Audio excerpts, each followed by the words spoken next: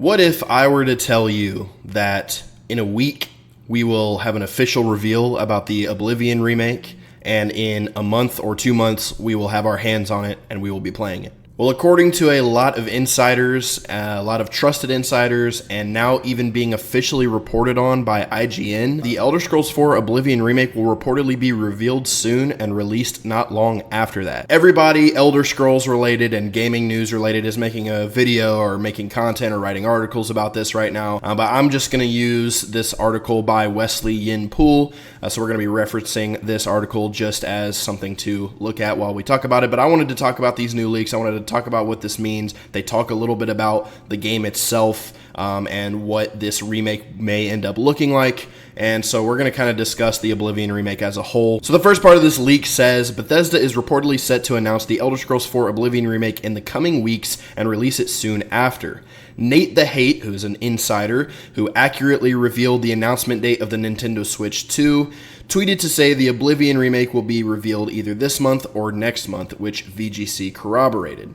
The release window is slightly fuzzier. Nate the Hate said it will likely be before June, but VGC said it could come out as soon as April. Now, what's interesting about this is that the Oblivion anniversary is coming up on March 20th.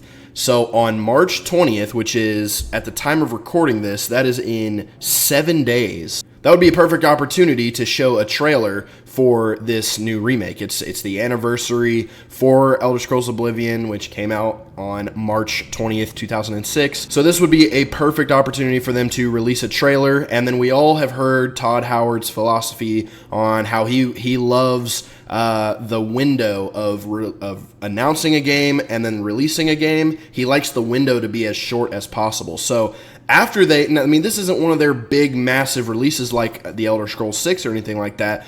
And Oblivion's already a well-known game, so it's not like a ton of marketing needs to be done for this. So you release a trailer on March 20th, you get everybody hyped up and to see what the game looks like and see how it's going to be, and then you release it pretty soon after. And again, this report is saying likely June or a little bit before, and then other reports saying as soon as April. So these are trusted leakers that are talking about this stuff right now. I mean, Nate the Hate, he didn't just accurately reveal the announcement date of the Nintendo Switch 2. He's been on top of all kinds of stuff. He has been accurate. He's one of the actual connected gamers, gaming insiders, whatever. And a lot of the stuff that he has, leaked has all been very accurate. Next, the article references in January, MP first reported on some apparently accidentally released Oblivion remake details by a former employee at video game support studio Virtuos, who is supposedly behind this Oblivion remake.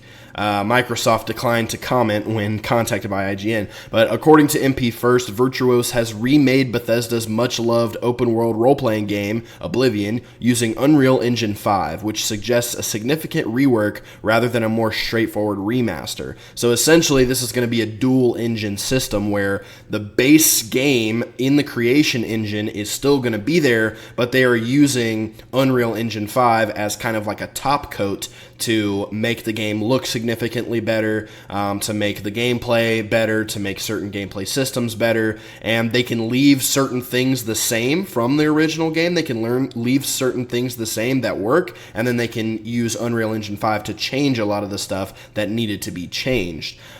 So according to this leak, gameplay changes were allegedly detailed, including tweaks to stamina, sneaking, blocking, archery, hit reaction, and the heads-up display. Now, these leaks say that basically a lot of this stuff was reworked to be more player-friendly and maybe, a little bit easier to approach. And there's a lot of really hardcore, Elder Scrolls fans who they don't want things to be more accessible, but there's a reason why Skyrim is the most successful Elder Scrolls game. It's because it was very accessible to the player. I think they struck a really good balance with Skyrim between making an incredible video game and also making it to where it is accessible for anybody who wants to play it. So clearly that was a big focus for them.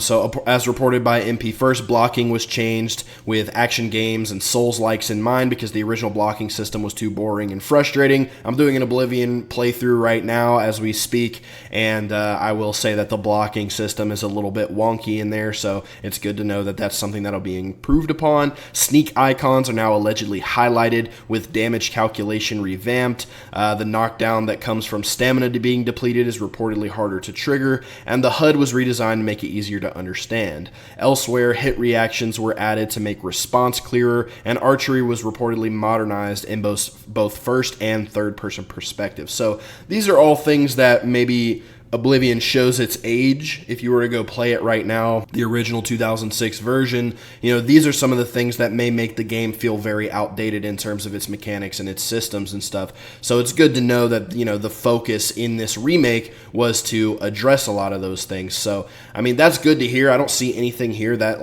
I don't like. Again, I know a lot of people don't like the whole, make it easier for people to understand, blah, blah, blah. And I get that people don't like that, but I don't mind it.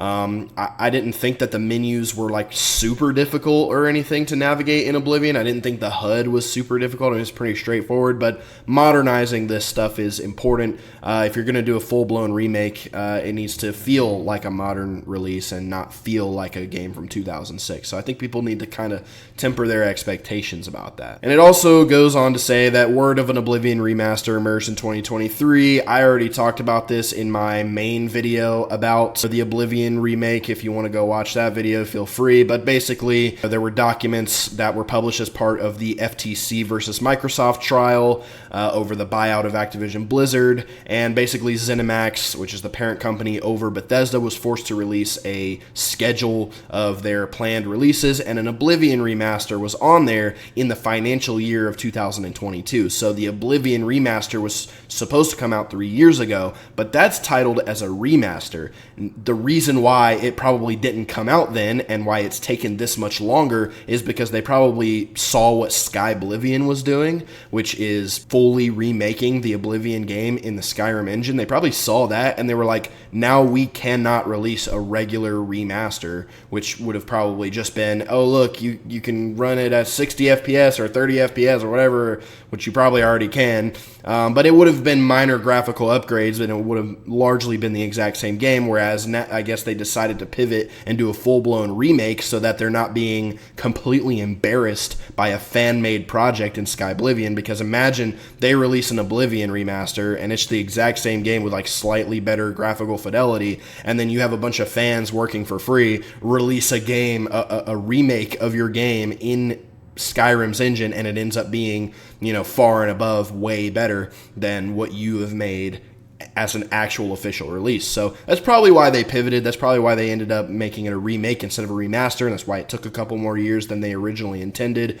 That's pretty much the explanation for that. Now, the next big thing that everyone's talking about right now is the fact that the game most likely will not be super moddable, and we know all about Bethesda right now, and Bethesda in general historically has always been very friendly to the modding community because the modding community has kept a lot of their games alive for years and years and years and years, but as a part of their attempted revenue stream, they are moving into, the whole paid mods thing. So if you release a remake of Oblivion and you allow players to mod it and then maybe release paid mods, you're able to add brand new content to a game that's been out since 2006. But apparently with Unreal Engine 5, there's a lot of complications with modding and stuff like that, which is another reason why Bethesda hasn't switched off of the creation engine, because they know how moddable their engine is, and that's a big reason why they keep releasing their games on the same engine. Everybody's like, oh, this engine's outdated, but that engine also allows for the modding community to do their thing, and Bethesda probably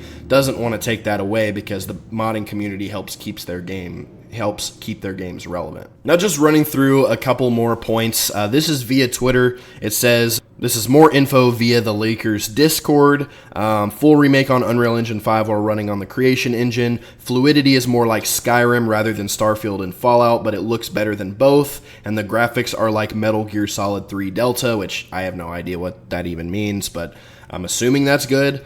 And then apparently some cut content from the original release has been restored and added to the game. All expansions and DLC are included, so we'll get to see Knights of the Nine DLC, the Shivering Isles DLC, and any other things that were added to Oblivion post-launch after it came out. It says it's priced at $79.99, which, I mean, that's $80. And no pre-order bonuses. Deluxe Edition includes art book, soundtrack, and 2 sets inspired by Morrowind and Skyrim. And then again, no mod support plan due to Unreal Engine 5 complications. So as a whole, you know, I feel pretty good about this. One of my last videos was literally about how I think Bethesda Game Studios can get back on track, because I think that obviously the fans are really upset with them right now, and they're not in the good graces of a lot of people, and a lot of people have given up on them. But as part of my plan, the laid out plan as to how they're going to be able to get back on track, one of the big things was releasing this Oblivion remake and it actually being really good, because you have an opportunity here to release a mainline Elder Scrolls game after making fans wait 14 years.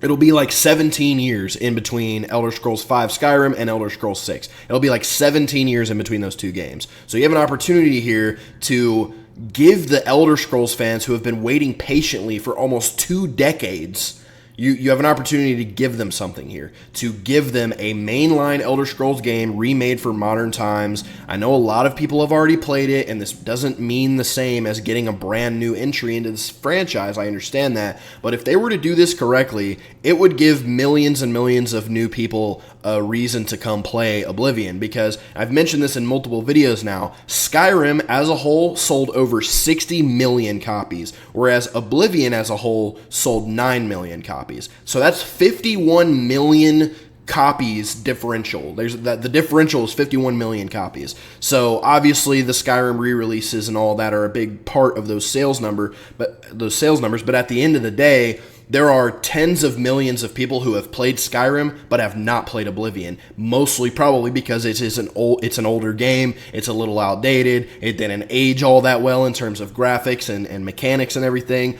I still love the game. I think it has a ton of charm, and I hope the remake maintains a lot of that charm. But at the same time, if you were to release a modernized version, a brand new, like if it were to look like a modern day game and have all of the old outdated systems revamped for modern times, and you release this full mainline game, you have an opportunity here to get a bunch of people back on the Elder Scrolls hype train if you do it correctly. So I think the idea of cut content from the original game being added into it gives old players a reason to care about this, like people who have played Oblivion a million times. This gives them a reason to return, because it's like, oh, there's going to be new stuff in this game that I love that I've never seen before. So if that's true, which again, it's a leak, so you take it all with a grain of salt, even if it is from a trusted leaker.